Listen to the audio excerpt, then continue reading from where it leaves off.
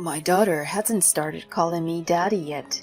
Maybe it's because I'm always on the go and don't see her much.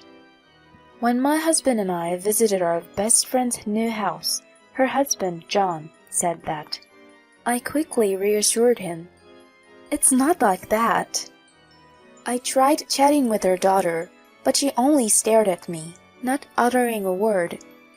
I recalled Jean saying she was a quiet one, and it seemed accurate. Lost in thought, I was jolted when Reina's expression changed as she saw the person standing behind me. She darted past me, beaming, "Daddy, let's play!" My heart stopped as I spun around.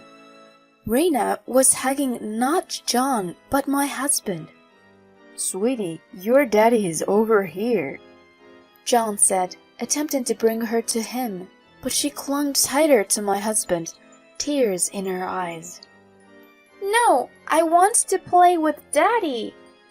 My husband appeared dumbfounded and uneasy.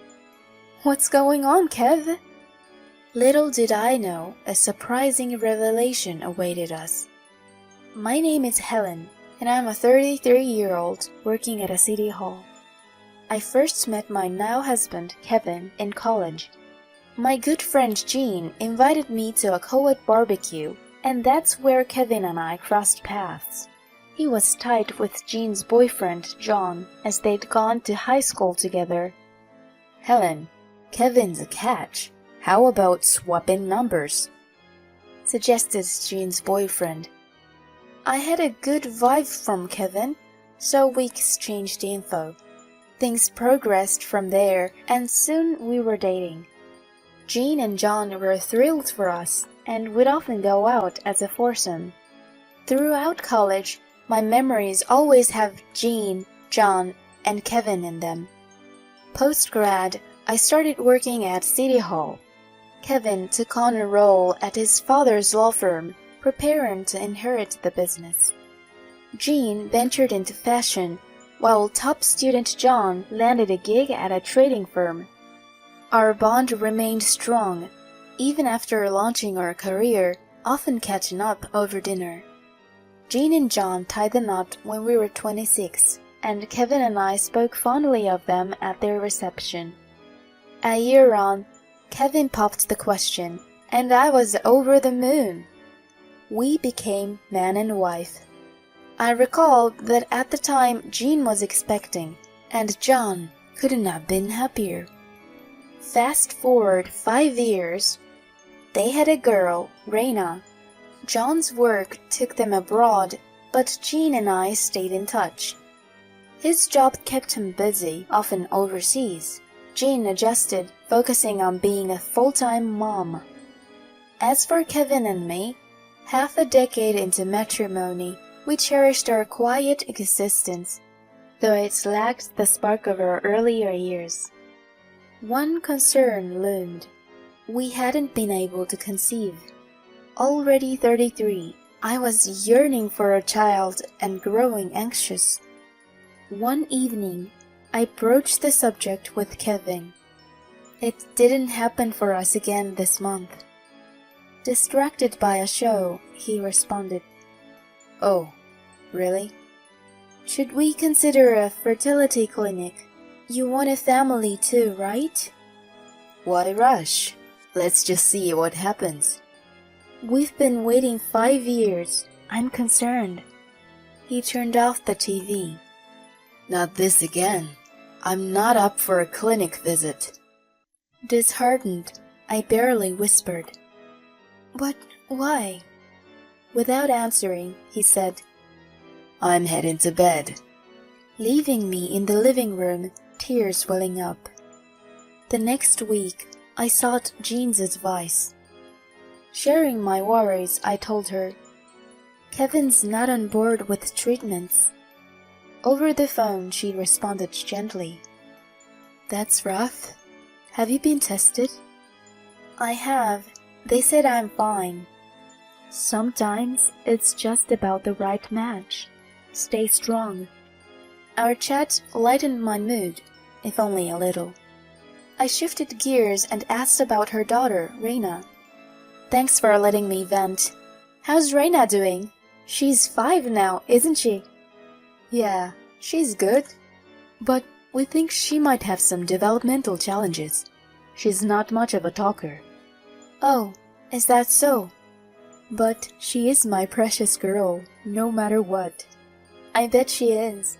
Has it been 2 years since we last saw each other? I miss you, Jean. To that, she responded with enthusiasm. Guess what? We are having a house built right now. Once it's ready, how about we all meet up? Seriously? That's awesome! Count us in for a housewarming party. Sounds great. Can't wait to see you too. I ended the call after a chat. Catching up with an old friend really boosted my mood. Later that evening, I shared the update with Kevin. I chatted with Jean today. Oh, how's she holding up? She's good, and so is Reina. John's off on yet another extended business trip. He's always buried in work. Kevin's mood seemed to lift just hearing their names. And here's a surprise. They're having a house built. No kidding! With John's taste, it's probably huge. It might be. We talked about catching up at their housewarming once everything is settled. Mid-conversation, Kevin interjected. You know, we should think about getting a place of our own too. I responded, before a house, I want a baby. We'd need to plan for things like a nursery. His face clouded over. Not this again. It matters to me, Kev. It's on you that we don't have kids. I know I'm fine. His words caught me off guard. What do you mean? I've been checked out, and everything is good on my end. How can you say you're okay when you haven't even been to a clinic? He looked briefly rattled, but then shot back. Whatever the case, our fertility issues, they're on you. If you want kids, maybe step up your game before gripping about it. He quickly finished his beer and made a beeline for the bathroom. His words stunned me into silence, and I sat processing for a bit. Fast forward a month, and Jean told us their house was ready. With a gift in tow, Kevin and I drove about an hour to their impressive new digs. It was even more luxurious than I'd pictured, but I suppose it was within reach given John's earnings. Great to see you, Kevin and Helen. John greeted us. Hey man, back from traveling, John? Sure I am. Just got in yesterday, but I'm off to Europe in a couple of months. The two guys seemed genuinely thrilled to catch up. Entering the living room, I spotted Jean in the kitchen. Congrats on the new place, Jean. Brought you a little something. I handed her our gift, and she replied warmly, Thanks so much. As we talked, a thought struck me. Where's Reina? She's up in her room playing. Like I said before, she's a bit unique. Got it. Mind if I pop in and say hi? Before Jean could reply, John, having overheard, commented with a touch of melancholy. She still doesn't call me Daddy. Maybe it's because I'm always on the go and doesn't see her much. That's not the reason, John. In her eyes, you're the best dad. Trying to reassure him, we were interrupted by the soft patter of little feet. Reina was coming down the stairs. She had grown so much since the last time I'd seen her. Hi, Reina. It's been a while. Do you remember me? I'm Helen, a friend of your mom and dad, I said brightly, but she just stared silently. I recalled Jean saying she was a quiet one, and it seemed accurate. Lost in thought, I was jolted when Reina's expression changed as she saw the person standing behind me.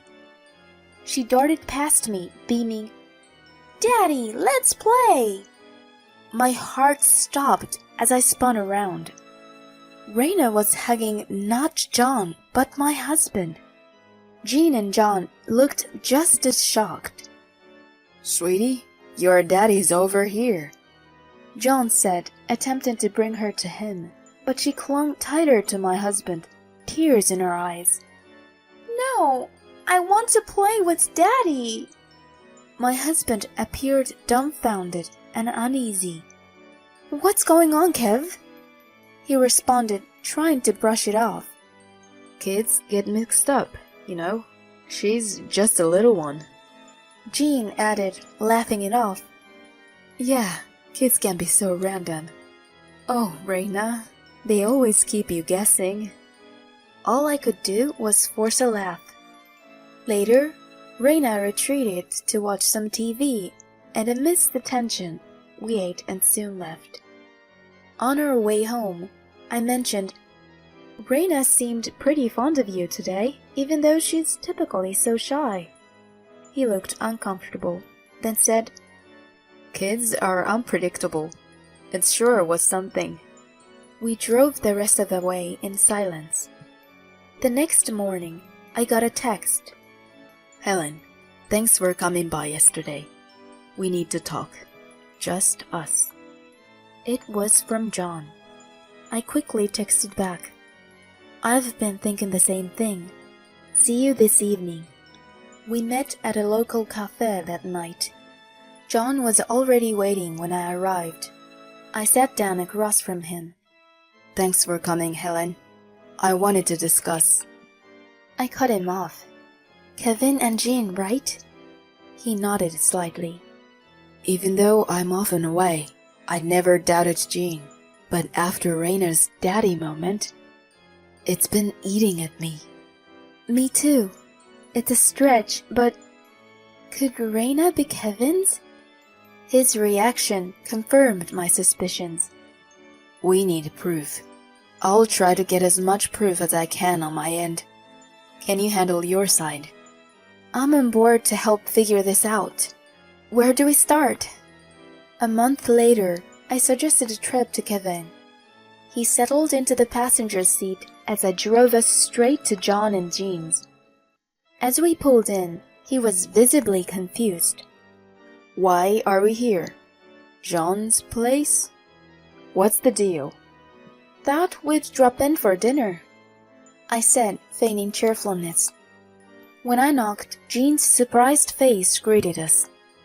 "Helen, Kevin, what's the occasion?" Then John appeared. "Come in. Raina's with my folks, so she's not here." He led us to the living room, sitting opposite to my husband with me next to him. "Helen, why are you sitting with John?" Kevin asked, bewildered. Smiling, I motioned for him and Jean to sit across from us. "What's the point of this? It's so unexpected." As they tried to grasp the situation, John said firmly, "Let's talk about the two of you and your relationship." Their expressions said it all. Jean, looking shocked, quickly fired back. "What relationship are you talking about? Kevin is just the husband of my good friend." "Is that so?" I clicked on the voice recorder I held, playing their voices for everyone to hear. "Man, that was close the other day. I didn't see Raina run into you like that coming. Took me by surprise, too. Luckily, they didn't catch on. Can't even think about what had happened if they realized I was her dad." "Well, my husband's kind of obvious, so we're good. But let's enjoy today." The recording kept playing their intimate chatter until Jean yelled, "Turn it off!" "How could you? What is this?" Kevin was in panic. Staying calm, I replied, "All those overtime days, I put a voice recorder in your car. It played right into my hands." Both of them, looked utterly stunned. John passed them a document. I also did a DNA test. Reina isn't related to me. Start talking. After a beat, they spilled everything. Kevin, envious of John's success and charm, pursued Jean back in college. She was game, seeking some thrill. Being part of a foursome made their secret trysts easier. Jean got pregnant, presenting Reina as John's child. They'd meet secretly, making sure Reina called John Daddy. After hearing it all, John just shook his head. You two are something else. I'm going to sue you both. I chimed in. Count me in. I'll see this through, even if it ends up in court. They exchanged nervous looks. Jean finally said, Fine, let's get a divorce. The real family can be happy together. Kevin retorted, I don't want a barren wife anyway. I have a sweet kid. At this, I couldn't hold back my laughter. They looked dumbfounded. A real family? A sweet kid? You can't be serious. What's so funny? I shook back. Kevin, you're the infertile one. I secretly had a sample from you checked at a clinic. Turns out you can't naturally father a child. What? I smirked. So, who's Reina's real dad? Kevin turned a deep shade of red, while Jean turned ashen. They bickered back and forth until John threw them out. In the aftermath, Kevin and I, as well as Jean and John, all went our separate ways in divorce. They racked up debt compensating us. DNA confirmed Reina wasn't Kevin's. Jean stayed mum about the real father, and last I heard, her parents are raising Reina. The identity of Reina's dad remains a mystery. Both Jean and Kevin, now on their own, are hustling to pay off their debts. While they're clearly having a rough go, I can't muster any pity. As for me, life's been good, just me and my peace. John and I, having faced the storm together, occasionally grab a drink as pals. While I can't see us dating, I hope our friendship lasts. My focus now? My work and finding someone genuine.